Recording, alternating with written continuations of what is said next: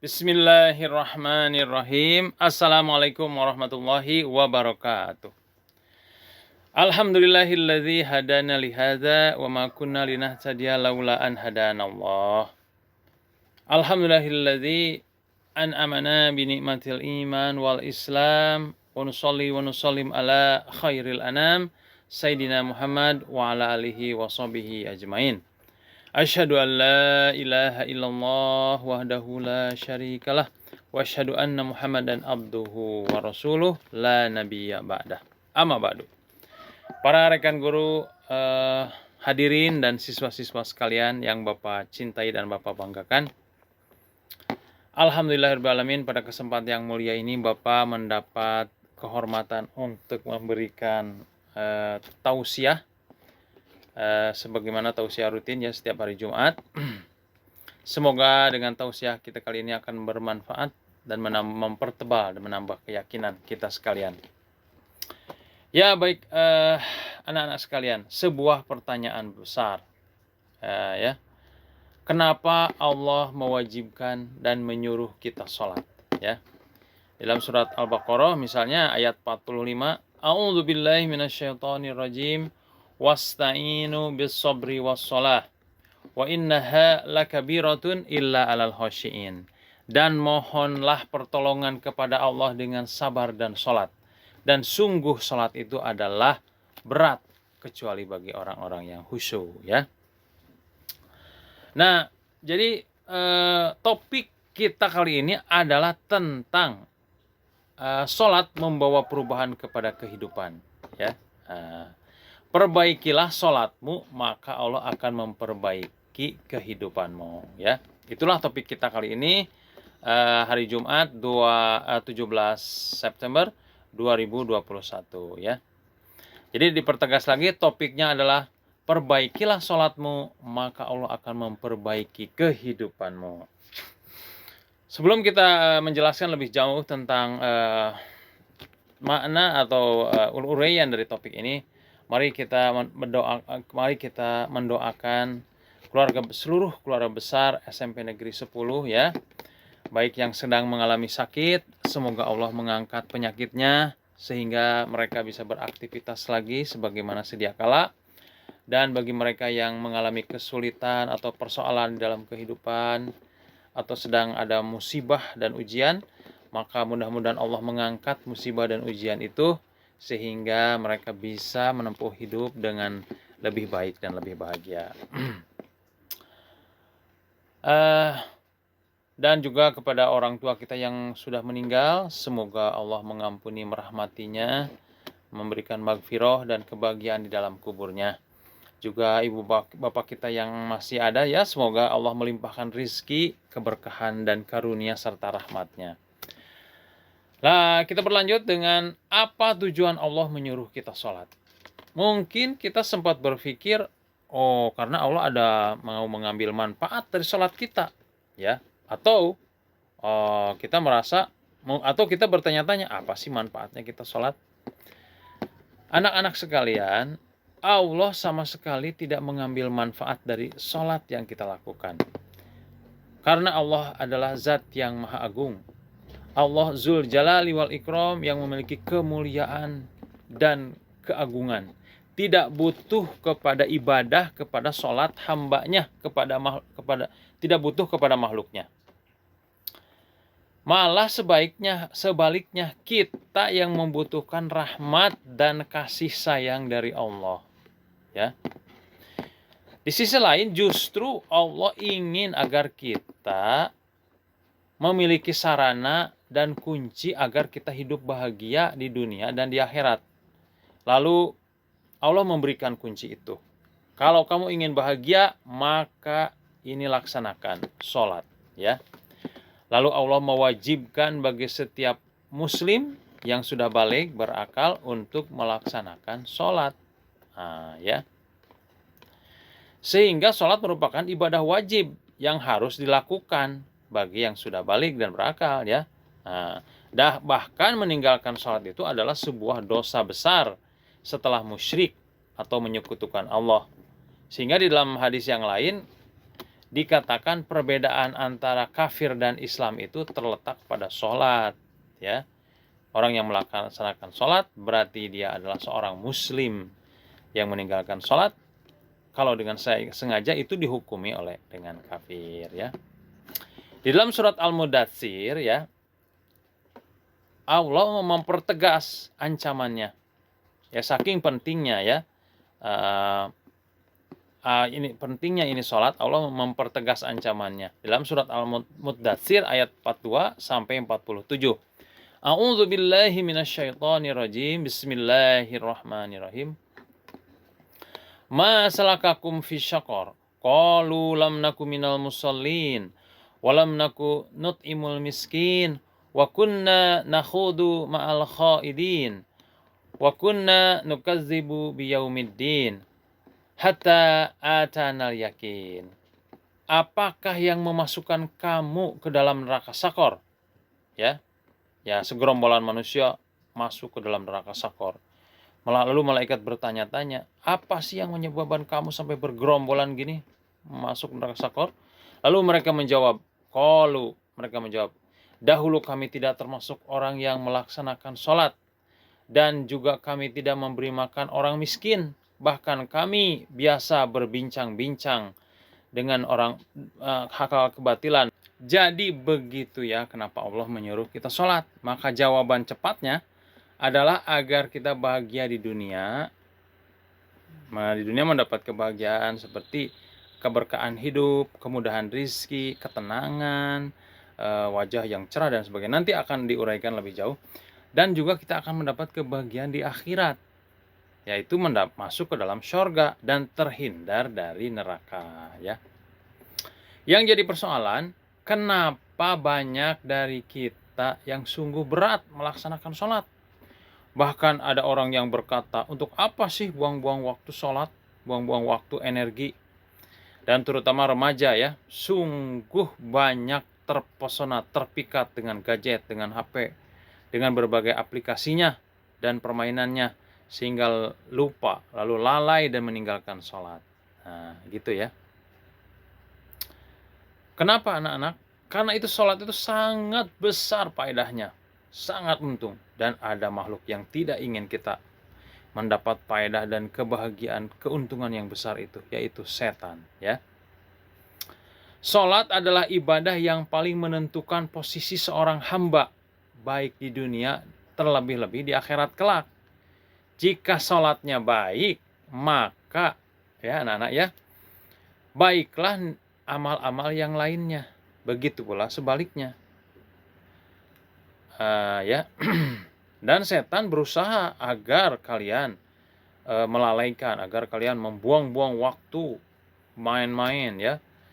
Sehingga kalian merasa lalai dengan bercengkrama, santai, kumpul-kumpul dengan teman, asik mendengarkan musik, main game, dan sehingga kalian akhirnya terbiasa meninggalkan sholat. Nah, itu kenapa? Karena setan berusaha, setan tidak ingin kita bahagia dan kita selamat, ya anak-anak, ya. Ada setan yang spesialis menggoda kita sebelum sholat, ya, dengan menaburkan tepung di muka kita sehingga kita kalau mau sholat atau ketika sholat ngantuk, ya, atau gitu. Setan yang menggoda kita ketika sholat namanya khanzab, ya. Dia akan menempuh segala cara agar sholat seorang hamba menjadi kosong tanpa ada nilainya, tidak berpahala, ya. Sayyidina Utsman, salah seorang sahabat Rasulullah, ya, pernah bertanya kepada Rasulullah Shallallahu Alaihi Wasallam, wahai Rasulullah, setan telah mengganggu sholat dan bacaanku. Rasulullah bersabda, itulah setan yang disebut dengan khanzab. Jika engkau merasakan kehadirannya, maka bacalah ta'uz, yaitu a'udzubillahi minasyaitonir rajim. Ya, dan meludah kecillah ke sebelah kiri. Jadi kalian baca, aduh ini sholat banyak godaannya, a'udzubillahi minasyaitonir rajim, lalu meludah ke sebelah kiri, ya, gitu, ya. Sehingga anak-anak, Para ulama menyatakan bahwa sholat bukan hanya menjalankan rutinitas dan ritual semata atau menggugurkan kewajiban. Namun sholat itu jika dilaksanakan dengan benar dan sungguh-sungguh akan mendatangkan berbagai manfaat. Di antaranya ketenangan hati, keselamatan, dan kebahagiaan hidup di dunia dan di akhirat nanti. Oleh karena itu pada kesempatan ini Bapak sebagai seorang guru ya menganjurkan dan mewajibkan kepada kalian, laksanakanlah sholat. Itu adalah perintah Allah ya. Dan kalian akan menyesal jika tidak melaksanakan sholat ya. Jangan sampai nanti kalian mendakwa atau kalian menuduh, wah gurunya tidak pernah menyuruh sholat. Justru guru-guru ingin kalian sholat, ingin kalian bahagia dunia dan akhirat ya. Ingin kalian terbebas dari persoalan hidup ya. Oke. Jadi jangan sholat dijadikan sebagai main-main ya. Sholat, kerjakanlah sholat dengan sungguh ya. Para ulama mengatakan bahwa sholat itu mengandung makna doa. Doa itu artinya memohon, meminta kepada Allah. Bagaimana mungkin kita meminta kepada Allah dengan kondisi main-main? Ya, tentu meminta itu harus dengan sungguh-sungguh. Di dalam surat Toha ayat 14, aqimis sholat lidzikri. Sholatlah kalian untuk mengingat Allah. Kalau kalian di dalam surat Al-Baqarah tadi sudah disebutkan ayat 45, ista'inu bis-sabri was-shalah wa innaha wasta'inu bis-sabri was-shalah wa innaha lakabiratun illa 'alal khashiin. Kalau kalian mengalami kesulitan maka bermunajat, memohonlah pertolongan kepada Allah dengan sabar dan salat ya. Oke. Di sisi lain salat itu merupakan doa dan merupakan zikir ya, sebagai pengingat, sebagai alat untuk selalu ingat kepada Allah. Kalau kita ingat kepada Allah, Allah pun akan ingat kepada kita. Ketika kita ingat kepada Allah dalam kebahagiaan, Allah akan ingat kita dalam kesulitan. Kita di tempat orang banyak ingat kepada Allah, Allah pun akan ingat kita. Ketika kita di padang mahsyar, ketika kita di tempat orang banyak, akan selalu ingat kepada kita. Nah, gitu ya. Ya, baik anak-anak. Jadi Allah adalah bagaimana sikap dan perilaku kita, ya. Baik, di bagian sesi terakhir ya Bapak ingin menjelaskan menjelaskan secara lebih rinci keutamaan sholat itu seperti apa sih hikmahnya yang akan kita rasakan kalau kita melaksanakan sholat dengan sungguh-sungguh ya anak-anak. Dinukil dari kitab Nashaikhul Ibad karya Syekh Imam Nawawi Al-Bantani ya. Di situ dijelaskan ada 10 keutamaan kalau kita melaksanakan sholat. Nah ya, penjelasan ini adalah diambil berdasarkan hadis yang diriwayatkan oleh Abu Hurairah radhiyallahu anhu bahwa Rasulullah Shallallahu alaihi wasallam bersabda, as-sholatu imaduddin wa fihi asru khisalin. Nah ya, jadi sholat itu tiangnya agama dan di dalamnya ada 10 hikmah ya, 10 keutamaan atau 10 manfaat. Nah, gitu. Hikmah nomor 1 apa? Yaitu zainul wajhi. Salat itu akan mencerahkan wajah.